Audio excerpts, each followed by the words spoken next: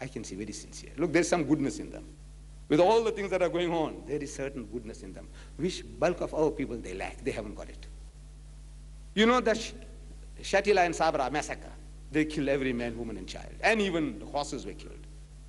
This is the reminiscence of what they did to the Philistines in the book of Joshua, chapter 6, verse 21. And they killed every man, woman, and child, young and old, and even asses were not spared. Donkeys, they killed even donkeys, the Jews. Shabra and Shatila, they did it again. But this time they said, we didn't do it. It's the Christians who did it. I said, all right, but who was showing the flares, torches? Who was showing the torches? Not you. But we must take off our hat to the Jew. They are our cousins. With all the shortcomings, we have a lot of shortcomings too. They have something good in them, I tell you. 300 to 400,000 Jews, they gathered in Tel Aviv outside Begin's house and saying, Begin and Sharon are murderers. There's blood on your hand. Resign. Did they do that? The newspapers of the world carried said they did that. That you are murderers. They called the prime minister murderers. The blood on your hand. You, Sharon and Begin, must resign. You are murderers. There's blood on your hands. When not a single Muslim nation, as far as I know, nothing happened in Karachi, nothing happened in Islamabad, nothing happened in any Muslim capital of the world. Not even a word of protest. So I am asking you. I know I'm ashamed to have this recorded, but it's a fact. I say, who is a better man, the Jew or you? He protested against his own people. So you are a murderer. There's blood on your hand. You must resign. 300,000 they gathered, and they made a big noise. The Muslim said nothing. So there is some goodness in him. And I believe that they are not meant for destruction. We haven't done our job. For 1,000 years, they ran to Muslim lands, the Jew. And in 1,000 years, we didn't convert 1,000 Jewish families to Islam. Imagine, 1,000 years they came looking for shelter, for protection, for aid, and you couldn't convert 1,000 Jewish families to Islam. Either there's something wrong with you, or Islam is a spent force. You tell me, which? 1,000 years you couldn't convert 1,000 Jewish families to Islam. Why didn't you? Because you were satisfied, you were smug. He said, these are the Hazrat Musa alayhi salam ki qawm hai, these are the people of Hazrat Musa alayhi salam, leave them alone. Leave them alone. Allah says, ta'alaw, call them. Ya Ahl al-Kitab, O Jews and Christians, ta'alaw, come. No, you didn't read that. Ya Ahl al-Kitab, la taghlu fi dinikum. You didn't read that. That's the trouble. You're not doing the job. So what, Allah comes down from the heaven with a whip in his hand? No. He tells the guy, says, give it to him. Give it to him. He is taking my name and he's not doing my job. So the law comes into effect, as Allah says, وَإِن تَتَوَلَّوْا يَسْتَبْدِلْ قَوْمًا خَيْرَكُمْ. That if you, O Muslims, if you will not carry out your duties and responsibilities, I will substitute in your place another people. ثُمَّ لَا يَكُونُوا أَمْثَالَكُمْ. Then they won't be like you. This is his law. He's done it in the past. He's going to do it again and again. Same law must prevail always. But I say there is hope. There is hope. There are two things to do. One is offer Islam to the Jew. Talk to him. We haven't talked. So far we have been only fighting. I said talk to him intellectually. Give him an intellectual battle and deprogram the Christian. Because the Christian is programmed with the idea that Palestine belongs to the Jews. And if they go against the Jews, they're going against God. Wash that rubbish out of his head. It's rubbish. There's no such thing that Palestine belongs to the Jews. Even in the Bible it's not there. But the Jew is programmed and the Christian is programmed. We have to deprogram them, reprogram them. Number one, solution to the problem. Change the names. Change them to become Muslims. Offer them. Then if they don't accept, leave it to Allah. I say, Ya Bari Ta'ala, look, we want them to be our brothers, but they don't want it. Now we are fighting for Islam, not for land. At the moment we're fighting for land. You fight for Allah and His deen, Allah is sure to help you. But now we are fighting for land, land, land. I said, right. I don't say don't fight, fight. But look, open a second front, intellectual front. You can give battle to them intellectually. This is Allah's promise. لِيُزْهِرَهُ عَلَى الدِّينِ كُلِّهِ. He's given you a deen to prevail, master, and overcome every other deen. How? With a gun? No. He says, لَا إِكْرَاهَ فِي الدِّينِ. There is no compulsion in religion. So even if you had the laser gun, disqualified. You have no right to use it to force people to accept Islam. Then how? With the intellect. You can do the job against the Jews, against the Christians, against the communists, against every ism. Islam is destined to master them all. Try. Number two, every time we go into battle with the Jews, we are not fighting the Jews alone. We are fighting America. Do you know that? In 1973, Sadat did the job. They broke the Bar-Lev line. They crossed that Red Sea. They broke the Bar-Lev line. And America came in direct intervention. Direct intervention. With his men and material, he poured in direct into the battlefield.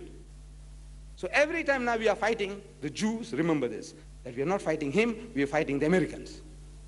Now how you can fight the Americans? That weak that we are. I'll show you how. You see, Harry Truman, the deceased president of the United States, in 1948, he divulged a secret of how you can beat the American. He's telling you, but we don't catch. In 1948, Israel declared her independence. Within 2 minutes, Truman recognized Israel. Within 2 minutes, as if he was standing with open mouth, ready like the young man once you're getting married. We say in our language, nikah kabul ki. He says, you accept that woman as your wife. It's a ki, means yes. Like that, he's just saying, yeah.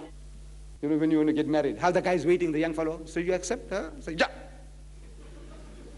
That guy was waiting with his open mouth, who? Truman, to say he accepts her as his bride. Who? Israel. So a reporter subsequently, at a press conference, asking him, said, look, man, what was all the hurry for? 2 minutes. That means this guy just says, we declare independence, and by the time the voice reaches there, he said, we accept. What was all the hurry? There are 100 million Arabs. They'll be offended with you. So Truman said, there are no Arabs in my constituency. In other words, the people who voted me into power are the Jew. There are 6 million Jews in America. And through the Jewish vote, without the help of the Jewish vote, you can't make a headway. While I was in these Arab countries, the Gulf states, the Daily Gulf Times dated March 14, last month, 14. There's 1 month and 1 day ago, 1 day short of a month, 14th of March. Here is a cartoon in this Gulf Times newspaper. It shows a would-be president of the United States. He is marching to the presidential chair, the White House, and he has to pass through a maze of the Star of David. Beautifully portrayed. But now, what do you learn from that? That means no American president can ever become the president of the United States without Jewish support. Without going through the Jewish maze of the Jewish Star of David, nobody can become a president in the United States. You need Jewish help. The en bloc, 6 million votes. Right. So now to neutralize that, we need 6 million Muslims there, no? And you can't get them in. They won't allow any more Pakistanis, no more Arabs, no more Bangladeshis. No more. Under some special circumstances, one here, one there, half a dozen swallows don't make a summer. We want 6 million. How are we going to get 6 million in there? Impossible. But for the price of an AWAC, for the price of a fighter plane, you can win over, you can change, and you can convert 6 million Negroes to Islam. One fighter plane. Cheap, I tell you, it's cheap. I can't understand, why can't you think? That money, what you need for one fighter plane, that amount of money you spend in propagation, Allah will be happy with you and you can solve your problem. Because if you got 6 million votes to nullify, neutralize the Jewish vote, the Americans will say, look, you Jews fight it out with the Arabs. We don't want to come in between. It's now a private matter between you and them. And immediately the Jew will come down on his knees. Because without American support, it can't last for a day. That nation can't last for a day. It's living on beggary, charity of the Americans. Billions of our money is being poured in, our money lying in America. I'm talking about our Arabs, brothers. Billions are lying there, and they're lending it to the Jews at a lower rate of interest, and they're lending it back to the Western nations at a higher rate of interest. With your money, they're making money, and with your money, they're shooting you. Look, I said, put on your thinking caps, man. The guys said, look, you had the right answer. The right answer, Truman told you. Said, look, no Jews in my constituency. Put them in. Put Muslims in his constituency. How? Change them, convert them. And Allah will be happy with you. This is your awal fard. You are doing that, and you're solving your problem without shooting. So I said, open a second front. And there is hope. I feel there is hope. In the book of Isaiah, chapter 19, verses 23 to 25, and I end with that. It says, in that day, time is coming. This is, I'm reading now from the Christian Bible. In that day shall there be a highway out of Egypt to Assyria. There will be a highway out of Egypt to Assyria. Assyria is of old, according to what Isaiah, if he had seen it in his vision, Assyria is Lebanon, Syria, Jordan, all that. Assyria. From Egypt unto Assyria. And the Assyrians shall come into Egypt, and the Egyptians into Assyria. And the Egyptians shall serve with the Assyrians. Serve, thinking militarily together. I opened the Jewish Bible, and there it says worship. Serve means serving God, not militarily in the field. Serve means they will worship together, means there will be one faith. They will be people of one faith. Egyptians and Assyria, and the Egyptians shall serve with the Assyrians. In that day shall Israel be the third with Egypt. Be one third, they'll be all united, one people. And with Assyria, even in the midst of the land, whom the Lord of hosts shall bless. God Almighty will bless, saying, blessed be Egypt, my people. Blessed.